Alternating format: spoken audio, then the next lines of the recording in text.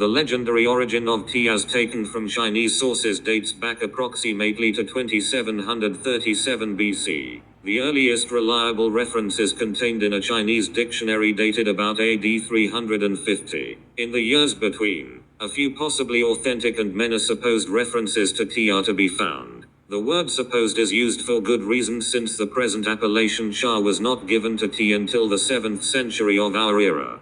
Prior to this time, the Chinese used the names of several other shrubs in their mention of tea. Of the borrowed names, tiu was the one most frequently used until the time of the Tian dynasty, AD 620-907, when tiu reverted to its original meaning of sow thistle and cha came into being. Then again, so great is the similarity between the characters cha and tiu that it suggests a close etymological relationship and inspires some with the idea of a direct derivation of cha from tiu. Consequently, it will be readily understood that any attempt to trace the early story of tea through ancient records has been extremely difficult. A primary difficulty being the impossibility of determining when many of the early writers meant tea instead of some other shrub.